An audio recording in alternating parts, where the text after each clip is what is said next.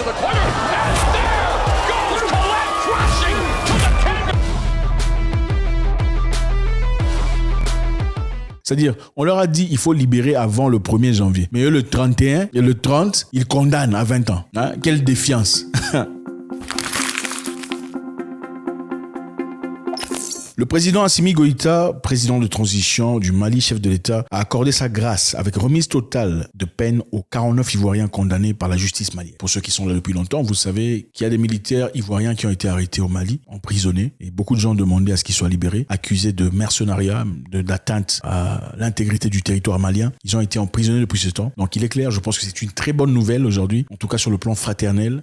Le Mali étant un pays frère de la Côte d'Ivoire, je pense que Africains devraient trouver des moyens de correspondance, moyens de travailler ensemble. Au lieu d'être des ennemis, nous ne sommes pas des ennemis. On ne veut pas de bain de sang entre Africains. Et je pense que les moyens les plus appropriés qui peuvent être trouvés pour éviter ce bain de sang, pour promouvoir la fraternité, l'amitié, sont les bienvenus, n'est-ce pas? Vous êtes d'accord avec moi? Le colonel Assimi Goïta, président de la transition, chef de l'État, a accordé sa grâce avec remise totale de peine à 49 Ivoiriens condamnés par la justice malienne. Selon un communiqué diffusé vendredi soir par le porte-parole du gouvernement, colonel Abdoulaye Maïga, le texte précise que ce soldat avait été condamné pour crime d'attentat et de complot contre le gouvernement, atteinte à la sûreté extérieure de l'État, détention et transport d'armes et des munitions de guerre ou de défense, intentionnellement en relation avec une entreprise individuelle et collective ayant pour but de troubler l'ordre public par l'intimidation ou la terreur. Donc voilà, ces militaires ont été arrêtés, les militaires ivoiriens arrêtés à l'aéroport à Bamako pour avoir été là illégalement d'après le gouvernement malien. Ils n'avaient pas le droit d'être là. Ils sont venus sans manifeste, ils sont venus sans s'annoncer, ils sont venus avec des armes. Donc évidemment, Bamako a jugé que c'était des mercenaires. Bamako a accusé ces soldats ivoiriens d'avoir voyagé sous des fausses identités et avec des armes sans que les autorités n'aient été informées. Depuis juillet, la Côte d'Ivoire exigeait la libération de ces soldats en niant catégoriquement qu'ils étaient des mercenaires, affirmant qu'ils étaient en mission pour l'ONU dans le cadre d'opérations de soutien de logistique à la MINUSMA. Donc ces militaires ont été accusés parce qu'ils étaient apparemment là sans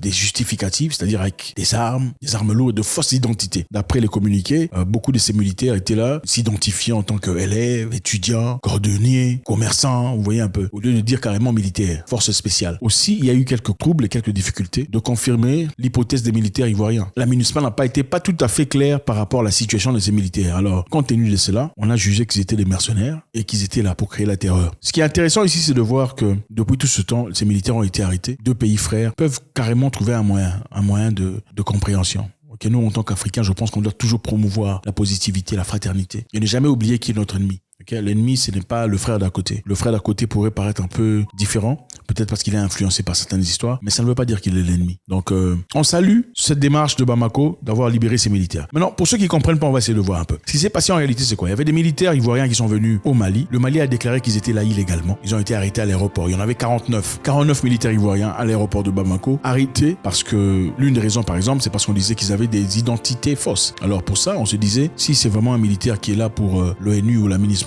pourquoi l'identité devrait dire charpentier, cordonnier, commerçant? On devrait dire militaire, force spéciale. Et aussi, le Mali a accusé ces militaires parce que d'après eux, il n'y a pas eu de manifeste. Vous savez, pour qu'un avion voyage, quitte un endroit à un autre, il faut un manifeste. Donc, la liste des gens qui sont inclus, ils sont qui, qu'est-ce qu'ils sont comme fonction. Donc voilà, il faut annoncer ce qui arrive.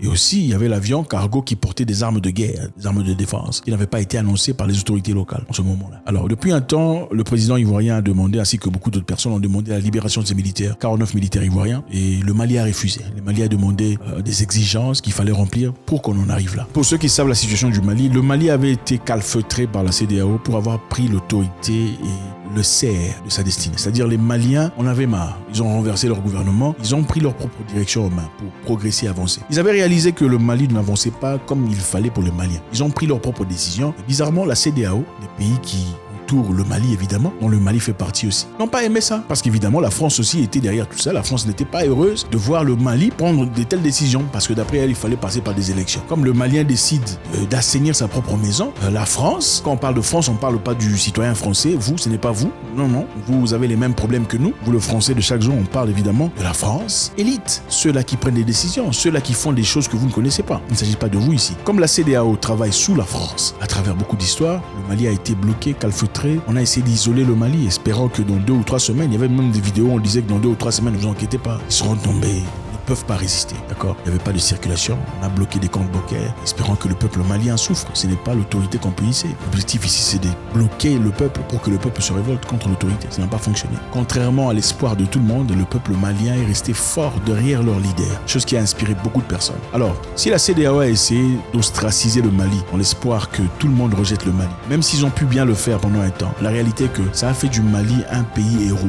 Beaucoup de gens aujourd'hui sont maintenant fanatiques, si pas supporters du Mali. Jusqu'en Haïti, des gens qui veulent soutenir le Mali, voyant combien ils se sont débattus jusque-là pour se sortir de cette histoire. Si la CEDEAO était capable d'asphyxier le Mali, elle l'aurait fait. Si la CEDEAO était capable d'asphyxier le Mali ou de l'étrangler, elle l'aurait fait. Ils ont été incapables. Voilà pourquoi ils se sont sentis dans l'obligation de relâcher prise, de dire ok, on va essayer de collaborer, de correspondre. Le Mali a arrêté 49 militaires ivoiriens. Mais avec le temps, à cause de fraternité, d'amour, de confrérie, on a libéré 3 militaires. Parmi ces 49 militaires, il y avait 3 militaires qui étaient femmes. Elles ont été libérées, renvoyées en Côte d'Ivoire, pendant qu'on a essayé de respecter les normes possibles. Très bonne chose qui a été beaucoup appréciée par les gens et par tout le monde, montrant ainsi le besoin du Mali de vouloir correspondre, de collaborer. Ce n'est pas moi contre toi, c'est moi et toi contre le problème qu'on a. Mais avec le temps, la CEDEAO, après avoir réalisé que la pression ne fonctionnait pas, a fait un ultimatum au Mali disant il faut libérer les militaires sans exigence avant la fin du mois de décembre. Donc, ultimatum. Maintenant, on n'a pas précisé. Si vous ne libérez pas, on va vous faire quoi? Ça, on n'a pas précisé. On vous laisse dans le noir. C'est-à-dire, si vous ne libérez pas, peut-être qu'on va vous bombarder, on va vous... Mais ils n'ont pas dit ça ouvertement. Alors, qu'est-ce qui s'est passé ensuite? Le Mali, pour faire preuve de force, ils n'ont libéré personne.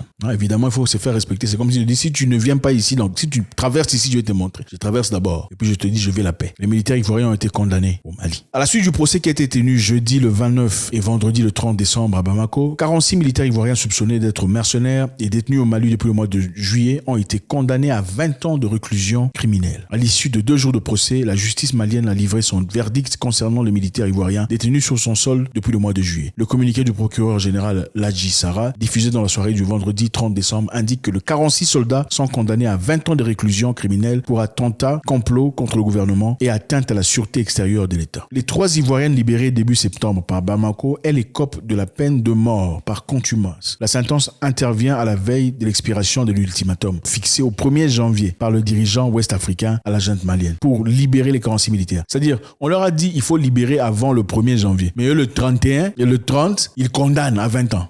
Quelle défiance.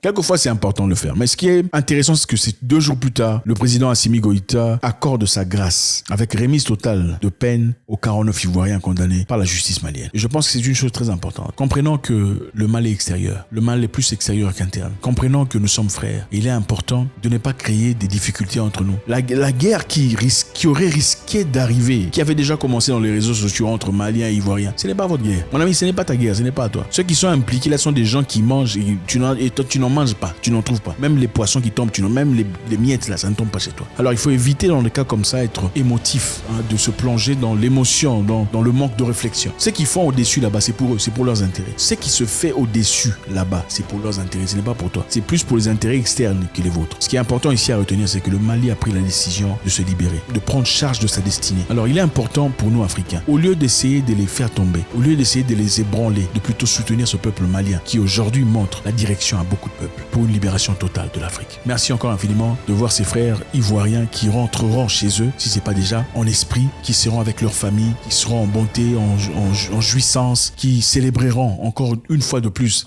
un avenir meilleur, un avenir hypothétiquement meilleur. On attend que la paix, la sérénité règne sur l'Afrique. God bless.